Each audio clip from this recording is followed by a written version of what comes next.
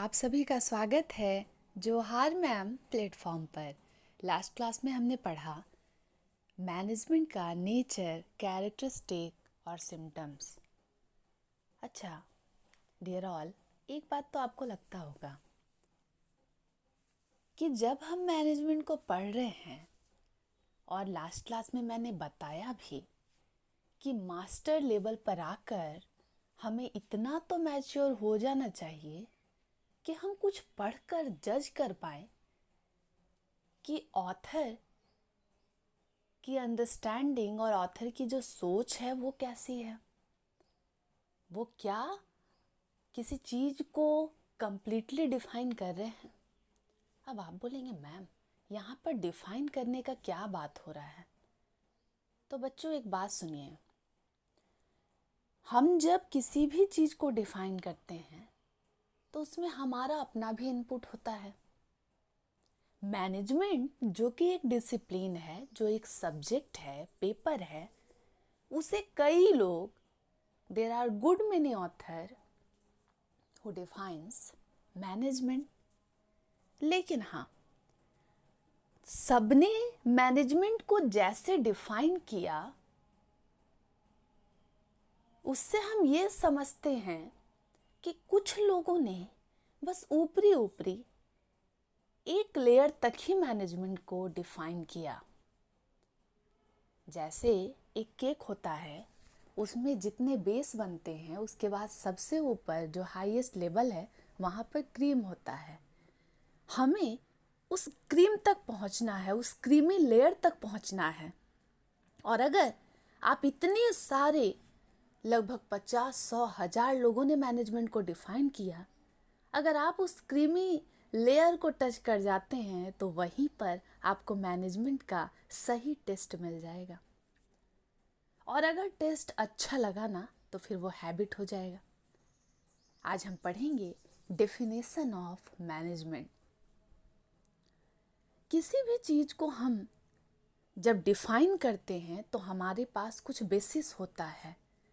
कई लोग जो है ना, डीप जाकर उसमें इंडल्ज होकर उसको डिफाइन नहीं करते हैं, बस सुनी सुनाई बातों पर यकीन करते हैं। और अब जो मैं बोलूँगी ना उस पर ध्यान देना है। होता ऐसा है कि आप किसी अगर नोवेल को पढ़ रहे हैं, कोई बुक पढ़ रहे हैं, कोई पोएट्री प्रोज पढ़ रहे हैं, उस वक्त आप खुद समझने लगते हैं कि ये कहानी तो लग रहा है मैंने कभी ना कभी सुना है। इसी तरीके से जब आप किसी मैनेजमेंट ऑथर्स को, थिंकर्स को, मैनेजमेंट गुरु को पढ़ेंगे तो आपको लगेगा कि मैनेजमेंट में एक मेरी पार्कर फॉलेट की डेफिनेशन है, management is the art of getting things done through other. ये बहुत कॉमन और बहुत पॉपुलर डेफिनेशन है। हम टेस्ट करेंगे, हमें रुकना पड़ेगा, हम उसको टेस्ट करेंगे कि वो सही डिफाइन है या नहीं है, या वो एक ट्रेडिशनल बातें हैं कि जब मैनेजमेंट की परिभाषा यही होती थी कि एक सुपरवाइजर होता था, वो बाकी जितने भी एम्प्लॉय हैं, वर्कर हैं, उनसे काम करवाता था। बस वो बॉस बनकर, लीडर बनकर गाइड करता था, कर दो ऐसे वैसे। लेकिन अब जो मॉडर्न कंसेप्ट ऑफ मैनेजमेंट है वो कहता है कि अगर ग्रुप एफर्ट नहीं लगाया गया, एम्प्लॉयर एम्प्लॉय साथ में अगर काम नहीं करते हैं तो इंडस्ट्रियल रिलेशन सही नहीं रहेगा। किसी भी ऑर्गेनाइजेशन में, इंडस्ट्री में पीस एंड हार्मनी मेंटेन नहीं हो पाएगी। बहुत सारे ग्रीवांस होते रहेंगे, बहुत कन्फ्लिक्ट और रिफ्ट होता रहेगा। मैनेजमेंट को डिफाइन तो बहुत लोगों ने किया, लेकिन बात ऐसी है कि मैंने कहा कि चंदा जो है वो मामा है। हो सकता है ये बात 10 लोगों ने कहा हो। अब आप भी हमें सुनकर, मुझे पढ़कर, मुझे समझकर, और जितने लोग मुझे समझ रहे हैं, सुन रहे हैं, या मेरे क्लासेस को देखेंगे, पढ़ेंगे, समझेंगे, तो उनके विचार जो है ना मुझसे, मेरे द्वारा इन्फ्लुएंस होने लगेंगे। मैं जैसा बोलूँगी ना आप उसी पर यकीन करेंगे और आप भी जो है ना मेरी तरह बोलने लगेंगे। जैसे दोस्तों में होता है, एक दोस्त बदमाशी कर रहा है तो दूसरा जो उसकी कंपनी में है उसकी भी जो बदमाशी वाली एलिमेंट होती है, ट्रिगर होती है, वो भी बदमाशी चालू कर देता है। अब मैं आपको जैसे जैसे बोल रही हूँ, हो सकता है आपको मेरे बोलने का अंदाज, स्टाइल, या मैं जैसे चीज़ों को बता रही हूँ वही सही लग जाए और आप इतने ज़्यादा इन्फ्लुएंस हो जाए, मैं बोल नहीं रही हूँ, कि आप मेरे विचारों को अपना बना लें। मेरी पार्कर फॉलेट को बहुत लोगों ने पढ़ा, बहुत लोगों ने समझा, और हुआ ऐसा कि उसमें जितने भी लोग रहे ना, जितने भी ऑथर रहे ना, जितने भी मैनेजमेंट के थिंकर रहे ना, मुझे ऑथर से ज़्यादा सही लगता है थिंकर। जो इंसान चिंतनशील रहे, जो चीज़ों को सोचे, और मैनेजमेंट गुरु बनना तो बहुत दूर की बात है। तो मेरी पार्कर फॉलेट के स्टेटमेंट से, जिसको हम डेफिनेशन कह रहे हैं, उससे बहुत सारे मैनेजमेंट थिंकर इन्फ्लुएंस हो गए। और वो सब जब मैंने छाटा, जब मैंने बाकी के डेफिनेशन को एक दूसरे से मिलाया, तो मुझे एहसास हुआ कि ये कहानी जो है ना, बहुत इंटरेस्टिंग है। इसे हम, ये तो कुछ लोग कहेंगे कि ये तो चोरी हो गया ना मैम, कि मेरी पार्कर ने कहा कि management is the art of getting things done through others. लेकिन आपको मैं बताऊं, जब लोग पीएचडी करते हैं ना, रिसर्च पेपर्स लिखते हैं ना, तो बहुत सारे पुराने जो प्रीवियस वर्क होते हैं उस टॉपिक पर, उसको पढ़ते हैं और दूसरों के विचारों को थोड़ा खुद में पॉलिश करके, जोड़ कर, ऐड कर, वो अपना विचार बना लेते हैं। ये जब आप समझेंगे तो आपको लगेगा कि दुनिया बहुत खूबसूरत है। ये क्या हो रहा है? क्या सब एक जैसा सोच रहे हैं? क्या एक सिचुएशन में मुझे गुस्सा आ रहा है तो 5-10 लोग सेम हमारे जैसे हो सकते हैं? लेकिन जब कोई चीज़ ना बुक वगैरह से रिलेटेड होती है, थ्योरेटिकल होती है, लिखित होती है, तो डायरेक्ट कहा जाता है ये तो चोरी है। जो जिसने पहली बार लिख दिया ना मैम, वो तो उसी का डेफिनेशन है, बाकी सब लोग उनको कॉपी किए हैं। कॉपी किए हैं ये एक नज़रिया है। दूसरा नज़रिया है कि वो बहुत ज़्यादा इन्फ्लुएंस्ड हो गए, या सब ने किसी एक सिचुएशन को एक जैसा देख लिया। खैर, ये एक डिबेटेबल टॉपिक है कि कैसे इतने सारे ऑथर्स का सेम डेफिनेशन हो सकता है। मुझे लगता है ना, जब मैं पढ़ रही थी ये सब बात किसी टीचर ने बताया नहीं। आज हम जो डेफिनेशन ऑफ मैनेजमेंट पढ़ेंगे, ये आपको मैं एकदम काट छाट कर ऐसे नोट्स दे रही हूँ ना। अगर आप एनटीए नेट की तैयारी कर रहे हैं, लेक्चरशिप की, अगर आप पीएसयू के एग्ज़ाम की तैयारी कर रहे हैं, किसी कॉम्पिटिटिव एग्ज़ाम जहाँ कॉमर्स, मैनेजमेंट, बिजनेस है, वहाँ पर ये डायरेक्ट क्वेश्चन आता है। तो पहला बेसिस है डेफिनेशन का, on the basis of getting things done through other. और ये डेफिनेशन जो है ना, मेरी पार्कर फॉलेट ने दिया। अब ये आप बताइएगा कि मेरी पार्कर फॉलेट जो है, उनको क्या कहा जाता है मैनेजमेंट में। तो मेरी पार्कर फॉलेट ने जो कहा, उसी बात को हैरोल्ड कुंट्ज ने भी कहा, या उन्हें बोलते हैं हैरोल्ड कुटज, हिंदी में कुटज, कुटज का सिद्धांत, या इंग्लिश में बहुत सारे लोग प्रोनाउंसिएशन उनका यही रहता है, कुंट्ज। इसके अलावा जेडी मुनी एंड एसी रेले, उनका भी डेफिनेशन बिल्कुल सेम टू सेम। और उसके बाद एक थे स्टीवर्ट, उन्होंने भी कहा कि management is the art of getting things done through other people, कि मैनेजमेंट एक ऐसी कला है कि जो भी काम करवाया जा रहा है वो दूसरे लोगों से करवाया जा रहा है, या फिर काम करवाने का ही नाम है मैनेजमेंट। ये एक ट्रेडिशनल कॉन्सेप्ट रहा, लेकिन आज भी मुझे लगता है कि सबसे आसान डेफिनेशन नज़र लोगों को आता है तो वो रट जाते हैं। ये उस समय का डिमांड था जब पीपल जो है बिल्कुल स्लेव की तरह होते थे, वो सच में मजदूर कहे जाते थे।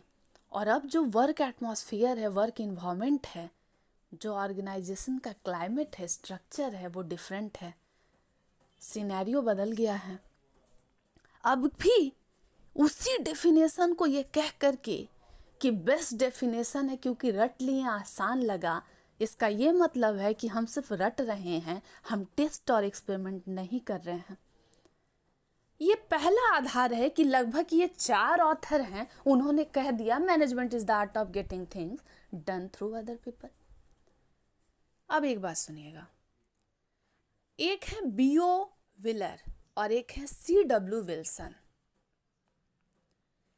B.O. विलर ने कहा कि मैनेजमेंट एक ह्यूमन एक्टिविटी है, और C.W. विल्सन ने भी कहा कि ह्यूमन एनर्जी जो है ना वो बहुत इंपॉर्टेंट है और वही प्राइम रोल निभाती है मैनेजमेंट को चलाने में। तो ह्यूमन एलिमेंट का जिक्र जो है 2 लोगों ने किया इसी तरीके से, B.O. विलर ने और C.W. विल्सन ने। अब आपका काम ये है कि मैंने बताया है कि on the basis of getting things done through other people, ये जो पहला बेसिस है डेफिनेशन का, चारों के डेफिनेशन को आप गूगल करेंगे, अगर सेम मिल जाता है तो मुझे लगेगा कि आपने घर में वापस से पढ़ाई की है, सब एक जैसा, सब सेम सोचते हैं। दोस्त को भी क्लास में पढ़ने में मन नहीं लग रहा है, मेरा भी मन नहीं लग रहा है, और आपका जो पूरा ग्रुप है ना, सब आप लोग एक जैसे हैं। ये वो ग्रुप है, ये वो सारे थिंकर हैं या ऑथर हैं जिनका विचार, जिनकी थिंकिंग एक जैसी है, बिल्कुल समान है। अब आपके लिए मैं छोड़कर जा रही हूँ, सोचिए जरा कि मैं किस तरीके से डेफिनेशन को टुकड़े टुकड़े में बांट रही हूँ। क्वेश्चन 14 मार्क्स का आ सकता है। What is management? Explain the nature characteristic of management. अब नेचर बोल दिया जाए, कैरेक्टरिस्टिक बोल दिया जाए, सिम्टम्स बोल दिया जाए या इम्पोर्टेंस बोल दिया जाए, अगर सबका आंसर सेम भी लिख देंगे तो ये गलत नहीं है। लेकिन फंक्शन ऑफ मैनेजमेंट थोड़ा अलग है, वो बहुत ज़रूरी है। वो जैसे सब्जी में आलू होता है ना, कि उसका इस्तेमाल हम बार बार करते हैं, वो आलू है जिसके बिना हम जी नहीं सकते। फंक्शन ऑफ मैनेजमेंट बहुत इंपॉर्टेंट है। लेकिन अगर व्हाट इज मैनेजमेंट पूछा गया ना, तो मैनेजमेंट क्या होता है आपको हर डायमेंशन से बताना होगा कि मॉडर्न कॉन्सेप्ट क्या है, ट्रेडिशनल कॉन्सेप्ट क्या है और फ्यूचर में क्या होने वाला है। और अगर आप फ्यूचर प्रोस्पेक्टिव को भी ऐड कर देते हैं ना, फिर 4 चांद लग जाएगा। चलिए नेक्स्ट स्लाइड में एक आधार जो डेफिनेशन का मुझे नजर आया, on the basis of management as a process. तो बेसिस है मैनेजमेंट एज ए प्रोसेस। मैनेजमेंट को प्रोसेस की तरह पता है, किसी एक ऑथर ने नहीं बताया। इसमें भी गुड मेनी लिस्ट है, बहुत लोग हैं जो बिल्कुल थोड़े थोड़े वेरिएशन के साथ बात लगभग एक सा कर रहे हैं, लेकिन बात लगभग एक सा नहीं है। कॉम्पिटिटिव एग्जाम में स्पेस देखकर, ब्लैंक देखकर पूछा जाएगा कि किन्होंने कौन सा कीवर्ड दिया, कोड दिया। और अभी जो हम पढ़ने वाले हैं ना, मैं कुछ शॉर्ट ट्रिक्स बनाई हूँ जिसको बोलते हैं निमोनिक्स। निमोनिक्स एक ऐसी चीज़ होती है ना जो आपको याद करने में किसी चीज़ को, जैसे शॉर्ट ट्रिक्स होते हैं, वो आपके मेमोरी को हेल्प करती है। क्योंकि बड़ी बातें याद रहे ना रहे, कुछ शॉर्ट ट्रिक्स होते हैं वो हमेशा याद रहते हैं। तो हार्ड कॉन्सेप्ट को रटने का, समझने का तरीका है निमोनिक्स के जरिए। अगर आपको कोड याद रहा तो फिर अच्छा रहेगा। कई लोगों ने मैनेजमेंट को एज ए प्रोसेस बताया। उन्होंने कहा कि ये वन टास्क नहीं है, उसमें बहुत सारा लेयर है, और अगर सारे फंक्शन को परफॉर्म किया जाए, सारे प्रोसेस को पूरा किया जाए, यहाँ प्रोसेस मतलब फंक्शन है, तब मैनेजमेंट डिफाइन हो जाएगा। अब ये सब लोग का मैं जब नाम लूँगी ना तो सबके पास उनका अपना अपना एक फॉर्मूला है और उसको भी मैंने टेस्ट किया। तो कुछ लोगों को तो एक दो मालूम भी है, लेकिन मैंने बहुत ढूंढा है। और अभी भी जब आप इस डेफिनेशन को पढ़ रहे होंगे 2-3 पेज लिखते वक्त छोड़ देंगे, इसमें बहुत कुछ एडिशन होगा। पहले है हेनरी फेयोल। हेनरी फेयोल को किन किन का फादर कहा जाता है जरूर बताइएगा कमेंट में, क्योंकि मैंने लिस्ट दे दिया है। हेनरी फेयोल ने मैनेजमेंट को एज ए प्रोसेस डिफाइन किया, और जब मैंने प्रोसेस को पढ़ लिया तो पता चला कि एक ट्रिक है जिससे हम रट सकते हैं, समझ सकते हैं कि वो कहना क्या चाह रहे हैं। तो उन्होंने मैनेजमेंट को डिफाइन किया कि to manage is to forecast, to plan, to organise, to command, to coordinate, to control. तो ये जो आप पढ़ रहे हैं ना, to plan, to organise, to command, to coordinate, to control, तो इसका कोड है POCCC। हेनरी फेयोल के डेफिनेशन में मैनेजमेंट के कुछ फंक्शन शामिल हो गए। मैनेजमेंट के बहुत सारे फंक्शन हैं और मैं बता दूंगी कि किसने 4 फंक्शन दिया, किसने 5 फंक्शन दिया, किसने 7 फंक्शन भी दे दिया। पर आपको समझना है कि हेनरी फेयोल का डेफिनेशन मोस्ट इम्पॉर्टेंट है एग्जामिनेशन पॉइंट ऑफ व्यू से।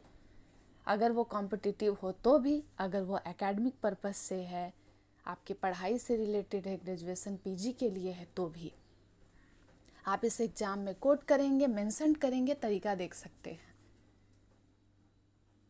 तो मैनेजमेंट एज ए प्रोसेस बहुत लोगों ने डिफाइन किया और उसमें सबसे पहले हैं हेनरी फेयोल। उन्होंने कहा कि प्लान करना, ऑर्गेनाइज करना, कमांड करना, कोऑर्डिनेट करना, कंट्रोल करना, यही है मैनेजमेंट। अब ये तो हेनरी फेयोल ने कह दिया। अब लगभग मिलता जुलता थोड़ा सा वेरिएशन जॉर्ज R. टेरी ने भी एक फॉर्मूला दिया।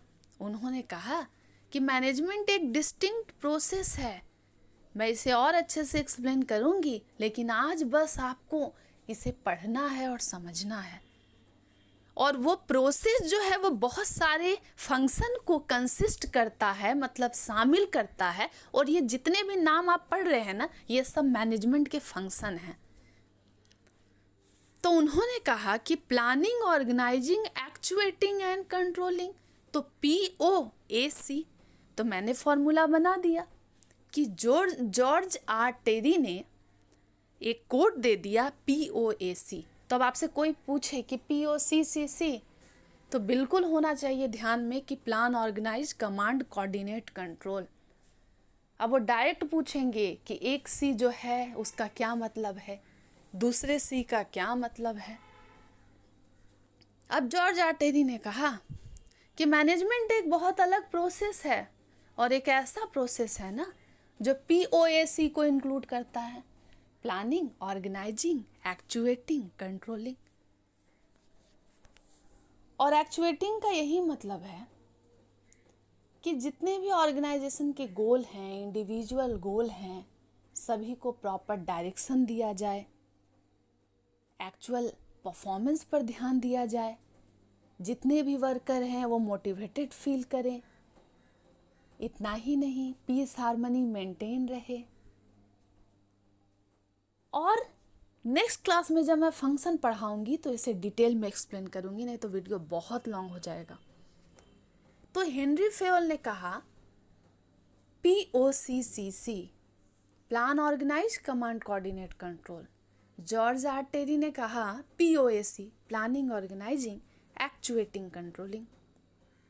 अब तीसरे जो हैं thinker, author Henry L. Sisk ने कहा management is the coordination of all resources through the process of.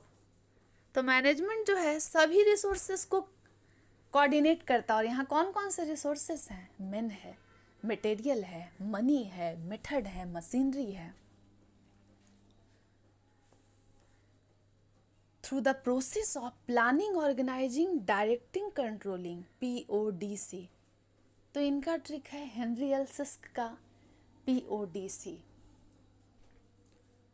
अब जेम्स एल लुंडी ने कहा कि management is principally the task of planning, coordinating, motivating and controlling the effort of other towards a specific objective. तो उनका formula है PCMC। तो James L Lundy ने trick दिया, फॉर्मूला दिया कि मैनेजमेंट प्रोसेस तो है भैया, हम भी मानते हैं, लेकिन किस 4 प्रोसेस पर उनका ध्यान था, किन 4 फंक्शन पर ध्यान था? वो था planning, coordinating, motivating, controlling, PCMC। चलिए, तो POCCC पहला slide, POAC George R Terry, Henry L Sisk का PODC planning, organising, directing, controlling, James L Lundy का PCMC planning, coordinating, motivating, controlling. अब है 5th नंबर वाले, ये थोड़े अलग हैं लेकिन जो है ना इनका बात वही है लगभग। लुइस एलन बड़े इंपॉर्टेंट हैं। टेरी का डेफिनेशन, फेयोल का डेफिनेशन मोस्ट इंपॉर्टेंट है। लुइस एलन ने कहा management is what manager does. जो मैनेजर कर रहे हैं वही मैनेजमेंट है। और मैनेजर कर क्या रहे हैं? तो मैनेजर जो है वो मैनेजमेंट के फंक्शन को ही तो कर रहे हैं, प्लानिंग, ऑर्गेनाइजिंग, स्टाफिंग, डायरेक्टिंग। तो जितने भी एक्टिविटी, जितने भी फंक्शन को आप लिंक कर देंगे वो सभी काम मैनेजर कर रहे हैं, तभी तो मैनेजमेंट हो रहा है। तो linking all the activity of the manager to the concept of management, सभी एक्टिविटी को जो लिंक कर रहा है, जो चला रहा है, वही है मैनेजर। अब एक ना मेरे तो फेवरेट हैं, क्योंकि ये अगर आप मैनेजमेंट की बुक पढ़ रहे हैं ना तो न्यूमैन एंड समर जो है ना बड़े कॉमन है। उन्होंने क्या मैनेजमेंट को डिफाइन किया, उन्होंने एक फॉर्मूला दे दिया। आप इनके डेफिनेशन को गूगल में सर्च करेंगे। बस मैं आपको एक अलग तरीका बता रही हूँ ताकि मैनेजमेंट, बिजनेस, कॉमर्स सबको समझ आ जाए। सबको नहीं आ रहा है समझ में।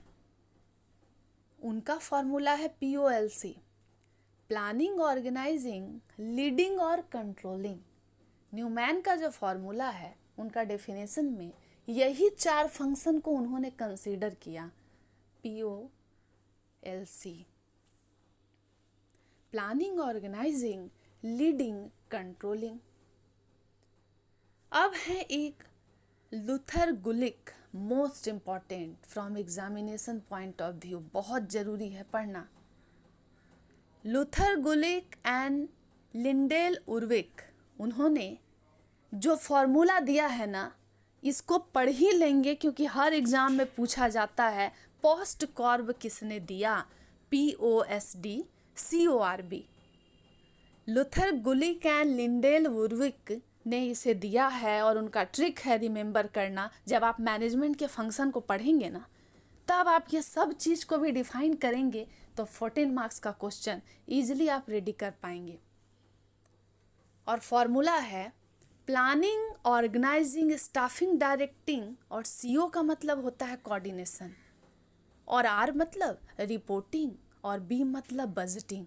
कहीं ना कहीं जितने भी ऑथर ने डिफाइन किया है इसे, उन्होंने नए नए फंक्शन ऑफ मैनेजमेंट को जनरेट किया है। लोग बेसिक फंक्शन मैनेजमेंट का यही पढ़ते हैं, planning, organising, staffing, directing, controlling, लेकिन एक्चुएटिंग, मोटिवेशन, लीडिंग, ये कुछ नया नया जो फंक्शन है मैनेजमेंट का, ये भी जो है इसमें जुड़ता गया। तो जब आप फंक्शन ऑफ मैनेजमेंट पढ़ेंगे तो आप वो सभी मेंशन कर सकते हैं। अब आप खुद बताइएगा कि ये जितना भी management as a process define किया है जिन जिन ऑथर्स ने, उसमें किन किन ने C मतलब कोऑर्डिनेशन पर ध्यान दिया है। तो आप एक और बेसिस बना सकते हैं, on the basis of coordination. और इनमें से जो कोऑर्डिनेशन पर बात किए हैं उनका एक अलग से बेसिस बना सकते हैं। और इस तरीके से मास्टर लेवल पर कॉपी लिखी जाती है 14 मार्क्स के क्वेश्चन पर। आप अननेसेसरी चीज़ों को जो भरते हैं तो तरीके से कंटेंट को भरेंगे ना, टीचर बहुत इम्प्रेस्ड होंगे और हर बच्चा तेज हो जाएगा। तो लूथर गुलिक एंड लिंडेल उर्विक का ये तो बहुत कॉमन है मैनेजमेंट में कि पोस्ट कॉर्ब फॉर्मूला किसने दिया। Luther Gulick GULIC and Lyndall Urwick, POSDCORB formula इन्होंने दिया। अब तीसरा और आखिरी जो है, लेकिन आप एक और बना लीजिएगा, on the basis of coordination. Coordination को किन किन ने डिफाइन किया, और इसी में से 2-3 जिन्होंने C फॉर कोऑर्डिनेशन बताया है, नाम लिख कर ट्रिक बना दीजिए। 4 से 5 पेज का तो डेफिनेशन आप लिख लेंगे। तो on the basis of art and science of decision making and leadership, तो बंटवारे का जो आधार है कि ऐसे बहुत सारे थिंकर ऑथर रहे जिन्होंने मैनेजमेंट को art and science of decision making and leadership बताया। तो कोई एक बताते तो अच्छा रहता। जब मैं पढ़ रही थी डेफिनेशन तो सब पकड़े गए, एक नहीं, यहाँ तो 1000 थे। और DJ क्लो, किथैन क्यूबलिनी, रोजमोर और FW टेलर, इन चारों ने मैनेजमेंट को art and science of decision making and leadership बताया। आप एक और बेसिस बना लेंगे on the basis of coordination. और आप एक एक स्लाइड को देखेंगे तो आप देखेंगे कि लूथर गुलिक के CO में कोऑर्डिनेशन आ रहा है, उसमें लूथर गुलिक का नाम डाल देंगे। लुइस नहीं है और न्यूमैन भी जो है नहीं है, इन्होंने कंट्रोलिंग बताया। अब जेम्स एल लुंडी, उन्होंने कोऑर्डिनेटिंग और कंट्रोलिंग दोनों दिया। तो जब कंट्रोलिंग बना रहे हैं तो controlling C for James L का भी नाम डाल देंगे और यही ट्रिक को लिखना है, यही डेफिनेशन रहेगा। या हेनरी एल सिस्क ने भी C फॉर कंट्रोलिंग बताया तो उनको भी लिख देंगे। इतना ही नहीं, हेनरी फेयोल और टेरी ने भी तो C फॉर कंट्रोलिंग दिया, तो आप लिख लेंगे। तो on the basis of management as a process, पहला था on the basis of getting things done through other, दूसरा था on the basis of management as a process, और आखिरी है on the basis of art and science of decision making and leadership. DJ Clough, किथैन क्यूबलिनी, रोजमोर और FW Taylor ने डिफाइन किया। चलिए आज के लिए इतना ही, लेकिन हाँ, सभी के डेफिनेशन को पढ़िए और बताइए कि मुझसे कुछ छूट रहा है क्या। वेट रहेगा आपके कमेंट का। फर्दर अपडेट के लिए जुड़ेंगे जोहार मैम के साथ, और बताइए कि किन किन टॉपिक में डाउट हो रहा है कि मैं भी फटाफट क्लास स्टार्ट करूं।